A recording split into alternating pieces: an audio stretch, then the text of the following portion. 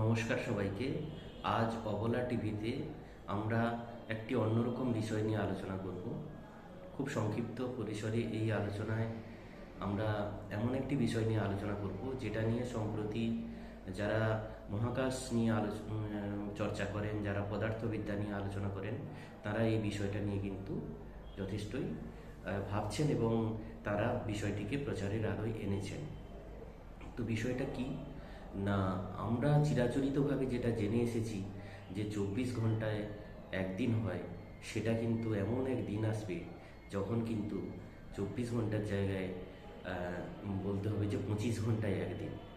বিষয়টা কীরকম দেখবেন, যখন কোনো পরিষেবা প্রদানকারী, সেটা কোনো বিজ্ঞাপন হোক বা কোনো হসপিটালের বিজ্ঞাপন হোক বা যে কোনো পরিষেবা প্রদানকারী যারা বিজ্ঞাপন করেন, তারা বলেন যে 24x7, অর্থাৎ সহজ করে বলতে গেলে যে 7 দিন 24 ঘন্টা আমরা পরিষেবা দিই।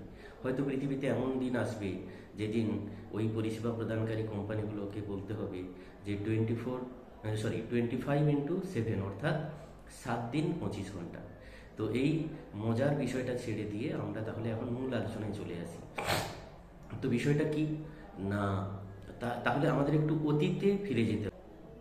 তো পৃথিবী সৃষ্টির যদি অতীত ইতিহাসটা আমরা একটু লক্ষ্য করি, সেখানে আমরা দেখব যে বিজ্ঞানীরা বলছেন যে পৃথিবী যখন আজ থেকে 450 কোটি, অর্থাৎ 450 কোটি বছর আগে সৃষ্টি হয়, এমনটাই বিজ্ঞানীরা বলছেন। তো তখন কিন্তু পৃথিবীতে একদিন হতো মাত্র 10 ঘন্টাতে, আর বছর সম্পূর্ণ হতো কিন্তু 8 7 6, অর্থাৎ 876 দিনে এক বছর। মানে এখন যেটা 365 দিন আর 24 ঘন্টা, তখন কিন্তু সেটা ছিল 876 দিনে এক বছর আর 10 ঘন্টাতে একদিন। তো তাহলে এই 10 ঘন্টা বাড়তে বাড়তে 24 ঘন্টায় এলো কি করে? তো এর পেছনে কিন্তু রয়েছে চাঁদের এক প্রকার গাজওয়ারি। তো সেই গাজওয়ারিটা কেমন? পদার্থবিজ্ঞানীরা বলছেন যে এই যে 24 ঘন্টায় একদিন হওয়া, এই বিষয়টা কিন্তু একটি টার্মের উপরে কিন্তু দাঁড়িয়ে রয়েছে। সেই টার্মকে পদার্থবিজ্ঞানের ভাষায় বলা হয় টাইডাল ফ্রিকশান। তো সেই টাইডাল ফ্রিকশানে প্রত্যেক শতাব্দীতে দিনের দৈর্ঘ্য, অর্থাৎ দিনমানের দৈর্ঘ্য বেড়ে যাচ্ছে কিন্তু 1.7 মিলি সেকেন্ড। তো তাহলে প্রত্যেক শতাব্দী, অর্থাৎ প্রত্যেক 100 বছরে। তো সেই অর্থাৎ দিনমানের যে মান যখন প্রত্যেক শতাব্দীতে 1.7 মিলি সেকেন্ড করে বাড়ছে, সেটা কিন্তু 450 কোটি বছর আগে যেটা ছিল 10 ঘন্টা, সেটা কিন্তু এখন বাড়তে বাড়তে কিন্তু পৌঁছেছে 24 ঘন্টাতে।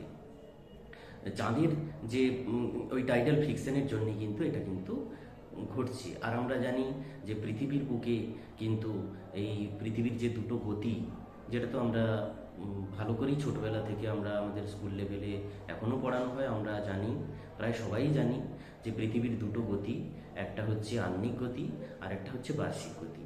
তো আহ্নিক গতির ফলে দিনরাত সংঘটিত হয়, যেটা 24 ঘন্টা, আর বার্ষিক গতি হচ্ছে 365 দিন।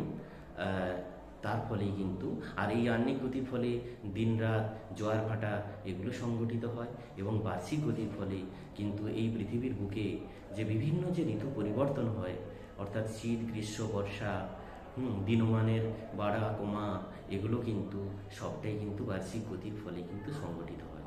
তো এখানে আরেকটা মজার জিনিস আমাদের মনে রাখতে হবে যে আজ থেকে 20 কোটি বছর আগে যখন কিনা এই পৃথিবীতে ডাইনোসররা ঘুরে বেড়াতো, তখন কিন্তু 23 ঘন্টায় কিন্তু একদিন হতো। আর তাহলে আজ থেকে 20 কোটি বছর আগে যখন পৃথিবীতে ডাইনোসররা ঘুরে বেড়াচ্ছে, তখন 23 ঘন্টায় একদিন। তো আজ থেকে 20 কোটি বছর পরে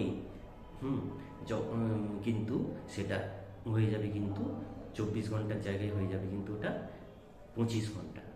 তো এই মজার বিষয়টা বা এই মহাজাগতিক বিষয়টা সম্প্রতি কিন্তু বিজ্ঞানীরা চর্চার আলোয় কিন্তু তারা নিয়ে এসেছেন। তো এভাবেই কিন্তু প্রতি শতাব্দীতে 1.7 মিলি সেকেন্ড করে বাড়তে বাড়তে বাড়তে বাড়তে কিন্তু 20 কোটি বছর পরে এই 24 ঘন্টার দিন কিন্তু হবে 25 ঘন্টা দিন। তো আলোচনার এই অংশে আমরা ছোট্ট করে আরেকবার খুব সহজ করে আমরা বুঝে নেব, এবং যে বিষয়টা উল্লেখ করার, যে এই যে পৃথিবীর ওপর যে চাঁদের যে আকর্ষণের যে প্রভাব, যেটাকে টাইডাল ফ্রিকশন বলা হচ্ছে, এটা কিন্তু কখনো কিন্তু থেমে নেই। এটা কিন্তু কখনোই পৃথিবীর সৃষ্টির সময় থেকে কিন্তু নিরন্তর চলছে, খুব ক্ষীণ হয়তো 100 বছরে 1.7 মিলি সেকেন্ড, বিষয়টি হয়তো অত্যন্ত ক্ষীণ, কিন্তু ঘটনা হচ্ছে এটা কিন্তু থেমে নেই। তো যে কথা বলছিলাম, যে আজ থেকে 20 কোটি বছর আগে যখন এই পৃথিবীর বুকে ডাইনোসররা একদম দাপিয়ে বেড়াচ্ছে, তখন কিন্তু 1 ঘন্টা কম, অর্থাৎ 23 ঘন্টাতে হতো কিন্তু দিন, আর 1 বছর কিন্তু হতো 381 দিনে। তো সেই 20 কোটি বছর পরে আজকে যখন আমরা এখানে এই 2026 সালে আমরা দেখছি যে মোটামুটিভাবে রাউন্ড ফিগার 24 ঘন্টা এবং 381 দিন কমে এখন পরিণত হয়েছে কিন্তু 365 দিন। তো তাহলে প্রতি শতাব্দীতে 1.7 মিলি সেকেন্ড করে যে দিনমানের দৈর্ঘ্য বাড়তে বাড়তে কিন্তু 20 কোটি বছর, সময়টা কিন্তু নেহাত কম নয়, তখন কিন্তু প্রায় 3400 সেকেন্ড, অর্থাৎ এক দিন কিন্তু, 1 ঘন্টা কিন্তু বেড়ে যাবে। 24 ঘন্টার জায়গায় তখন দিন হবে কিন্তু 25 ঘন্টার। সেই কারণে বিজ্ঞানীরা এই বিষয়টিকে তারা চর্চায় এনেছেন, যে 20 কোটি বছর পরে ঠিক কী হবে সেটা নিয়ে, অর্থাৎ দিনমান 24 ঘন্টার জায়গায়। এই নিতান্তই তথ্যটি যথেষ্ট চমকপ্রদ। আমরা হয়তো তখন কেউ পৃথিবীতে থাকবো না, কিন্তু থাকবোই না, কিন্তু এই চমকপ্রদ তথ্য কিন্তু আমাদের সত্যিই যথেষ্ট, কিন্তু আমাদেরকে কিন্তু একটা ভালো লাগার মতো বিষয়। তো এখন কথা হচ্ছে যে হঠাৎ করে এই দিনমানের হিসেব যদি 24 ঘন্টা থেকে 25 ঘন্টায় পরিবর্তিত হয়, তাহলে এর প্রভাব ঠিক কী হতে পারে? তো বিজ্ঞানীরা বলছেন, হুট করে যদি এই যে ক্লক সিস্টেমটাকে 24 ঘন্টার জায়গায় 25 ঘন্টা করা হয়, সেটা কিন্তু ভালো রকম প্রভাব কিন্তু ফেলবে সমস্ত কিছুর উপরে। তো যে বিষয়টা উপরে বেশি প্রভাব পড়বে, সেটা নিশ্চিত করে প্রাণীকুলের উপরে কিন্তু এর প্রভাব পড়বে। এবং আমরা জানি যে আমরা প্রত্যেকটি প্রাণী বিবর্তনের ইতিহাসে, বহু ইতিহাস, কোটি কোটি বছরের ইতিহাস পেরিয়ে আমরা আজকের এই অবস্থায় কিন্তু বিরাজ করছি।